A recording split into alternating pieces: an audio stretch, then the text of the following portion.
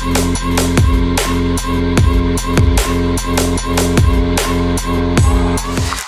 Surgery के बाद कौन कौन सी एक्सरसाइजेस करनी चाहिए दोस्तों, उसके बारे में ये कंप्लीट वीडियो है। ये फेज में डिवाइडेड है, फेज 1, फेज 2, फेज 3। अगर ये आप सारे फेजेस करते हैं दोस्तों तो आपकी रिकवरी बिल्कुल बेस्ट होगी, वापस इंजरी के चांसेस भी नहीं होंगे। ये रिहेबिलिटेशन मैंने खुद ने और मेरे फिजियोथेरेपिस्ट, जो एक्सपर्ट फिजियोथेरेपिस्ट हैं, स्पोर्ट्स फिजियोथेरेपिस्ट, जिनका बहुत ज़्यादा एक्सपीरियंस है हम लोगों का ACL इंजरी को ठीक करने में, बहुत सारे एथलीट्स को ट्रेन करने में, उनके द्वारा बनाया गया है, साइंटिफिकली प्रूवन है। और ये इंडिया का बेस्ट रिहेबिलिटेशन कोर्स है जो आपको फ्री में हम लोग दे रहे हैं। अब ये क्यों बेटर है दोस्तों, क्योंकि ये रिहेबिलिटेशन स्ट्रक्चर्ड है। ये साइंटिफिक स्टडी है कि 60% बेटर स्ट्रेंथ आती है अगर स्ट्रक्चर्ड रिहैब। ये रिहेबिलिटेशन से आपके घुटने घिसेंगे नहीं, कट आवाज खत्म हो जाएगी, नी पेन खत्म हो जाएगा ACL सर्जरी के बाद, और दोबारा इंजरी के चांसेस सिग्निफिकेंटली लेस रहेंगे। क्यों? क्योंकि न्यूरोमस्कुलर ट्रेनिंग में इसमें इंक्लूडेड है। अगर आप न्यूरोमस्कुलर ट्रेनिंग नहीं करते, जो कि आपको मोस्टली कहीं नहीं मिलेगी इंडिया में, आपको मालूम ही नहीं है क्या होती है वो अगर आप नहीं करेंगे तो 50% ज़्यादा चांसेस रहते हैं रीटेयर। सो ये आप रिहैब शेड्यूल पूरा देखिए और एक्सरसाइज कीजिए, आप अपनी सर्जरी से फटाफट ठीक होइए। अगर इसमें आपको पर्सनलाइज गाइडेंस चाहिए, जो कि बहुत ही ज़रूरी होती है बहुत सारे लोगों के लिए, तो आप हमें व्हाट्सएप कर सकते हैं इस नंबर पे, और मेरी टीम ऑनलाइन आपको पूरा रिहेबिलिटेशन करा सकती है। आज ही संपर्क करें। इस वीडियो में मैं आपको पूरी जानकारी, पूरे प्रोसेस समझाने वाली हूँ जो आपको जानना ज़रूरी है ACL रिकंस्ट्रक्शन सर्जरी के बाद रिहैब प्रोसेस के दौरान। शुरू करने से पहले 2 बातें ज़रूर समझ लें। आपकी रिकवरी और टाइमलाइन डिपेंड करती है आपकी इंजरी और सर्जरी पे। उदाहरण के तौर पे जाने, अगर आपकी ACL रिकंस्ट्रक्शन सर्जरी के साथ मेनिस्कस रिपेयर भी परफॉर्म किया गया है तो जो अर्ली स्टेज रिहेबिलिटेशन है वो थोड़ा डिले हो जाएगा, जो सिर्फ ACL रिकंस्ट्रक्शन सर्जरी के बाद जो रिहैब प्रोसेस होता है। दूसरी बात है, किस एक्सरसाइज को किस टाइम पे प्रोग्रेस करना है वो डिपेंड करता है आपके सर्जन एंड सर्जरी के प्रोटोकॉल पर। जैसे कि अगर आपकी ACL reconstruction surgery hamstring tendon graft से परफॉर्म की गई है तो हैमस्ट्रिंग की स्ट्रेंथनिंग थोड़ी डिले हो जाएगी। अगर आपकी ACL reconstruction surgery peroneus longus से परफॉर्म की गई है या क्वाड्रिसेप्स टेंडन से परफॉर्म की गई है या आपकी बोन पटेलर टेंडन ग्राफ्टिंग के थ्रू किया गया है, सो जहाँ से ग्राफ्ट लिया गया है और जिस टेक्निक के through all inside fibre tape internal brace के द्वारा ACL रिकंस्ट्रक्शन किया गया है या नॉर्मल स्क्रू मेथड के थ्रू किया गया है, तो आपके सर्जन ने किस तरीके की सर्जरी की है उस पर भी डिपेंड करता है एक्सरसाइज का प्रोग्रेस करना। इन 2 बातों के साथ एक बात और आपको ध्यान रखना है कि do not compare your recovery with any other person. सबकी रिकवरी अलग होती है, depend upon the surgery, time of the surgery, history of injury, age of the patient, gender of the patient, athletic person है या non athletic person है। अब हम कुछ रिसर्च पेपर के बारे में बात करेंगे ताकि आप समझ सके कि ACL रिहेबिलिटेशन सर्जरी के बाद कितना इम्पॉर्टेंट मायने रखता है आपकी रिकवरी के लिए। Research Erdon 2014, Wiggins 2016 and Webster and failure 2019। ये 3 रिसर्च पेपर हमें 3 बड़ी बातें बताती हैं। रिसर्च 2014 बाय एर्डन, केवल 55% लोग ACL सर्जरी के बाद कॉम्पिटिटिव स्पोर्ट्स में लौट पाते हैं।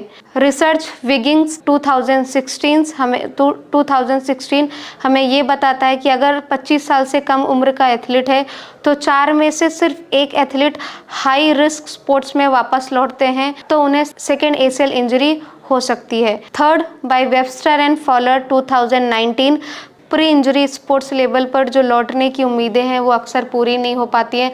सिर्फ 30 से 40% जो लोग हैं उनकी एक्सपेक्टेशन मैच हो पाती है प्री इंजरी लेवल पर। इन 3 इम्पॉर्टेंट कारणों की वजह से हमें अपने रिहैब में 7 इम्पॉर्टेंट चीज़ों को बिल्कुल भी इग्नोर नहीं करना चाहिए और मिस्टेक नहीं करना चाहिए, वो हम आगे बात करेंगे। Fundamental strength and conditioning principle को अपने रिहैब में फॉलो ना करना। स्क्वाट और स्प्लिट स्क्वाट जैसी हैवी वेट ट्रेनिंग अगर आपके रिहैब में इंक्लूड नहीं की गई है तो आपकी जो ट्रेनिंग और रिहैब है वो आपके लिए सफिशिएंट नहीं है। सेकंड, कार्डियो रेस्पिरेटरी फिटनेस को इग्नोर करना।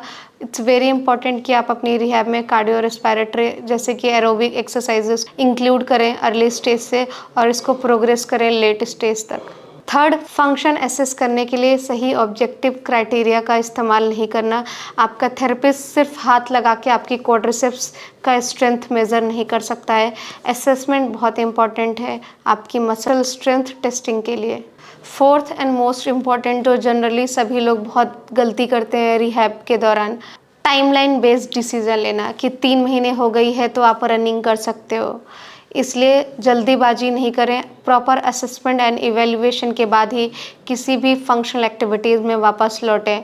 Return to sports injury prior level पे जाने के लिए कम से कम 9 से 12 महीने का इंतज़ार करें, ताकि री इंजरी ना हो, वो भी प्रॉपर असेसमेंट एंड इवैल्यूएशन के बाद और आपके डॉक्टर के कंसल्टेशन के बाद।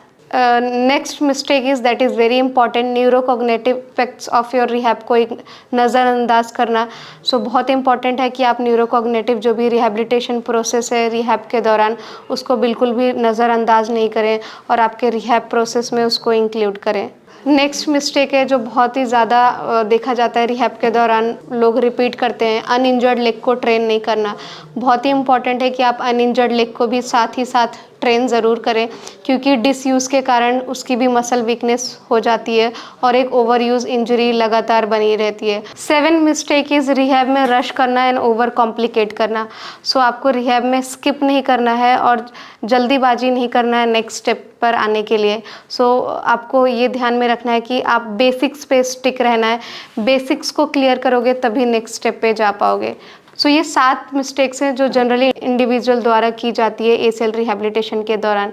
अब हम स्टार्ट करेंगे अर्ली स्टेज लेट स्टेज तक and return to sports specific training तक। सो अर्ली स्टेज में जिन प्राइमरी गोल्स का ध्यान रखना है, so primary goal is to complete your knee extension range of motion.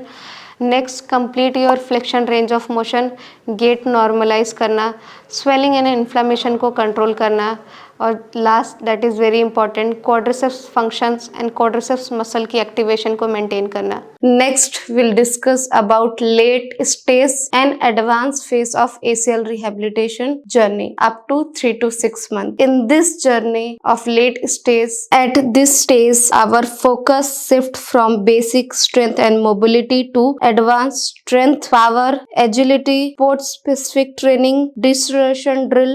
This is where we prepare the athlete not just to move well but to perform confidently and safely after ACL reconstruction. In vertical jump progression, we'll see first counter movement, jump on a box, counter movement, jump, bilateral depth drop, bilateral depth jump from a box, single leg depth drop, single leg depth jump. Next, we'll see some deceleration drill exercises that is also very important with your quadriceps function. Deceleration drills progression will be number 1, forward single leg step and land with stability, lateral step and land, then step back. Next progression will be continuous lateral land and then step back in continuous mode, then lateral land with stability training and core training. Next will be lateral land with stability training,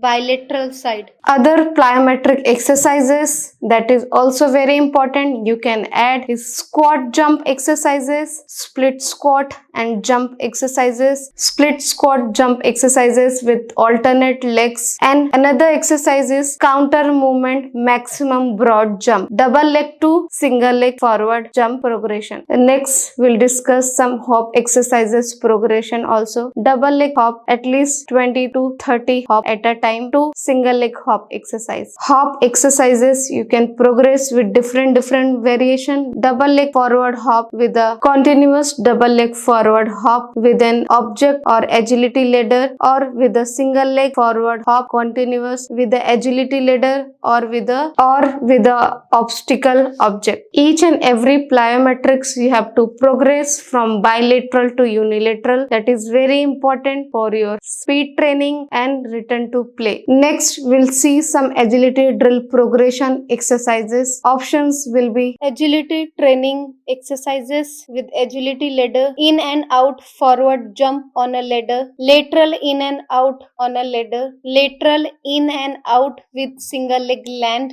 continuous EQ shuffle on a ladder, lateral shuffle 1 by 1 on both leg with stepper, lateral shuffle with land from stepper 1 by 1. Thanks for watching this ACL rehab series after ACL reconstruction surgery. I hope this video will be helpful. Thank you.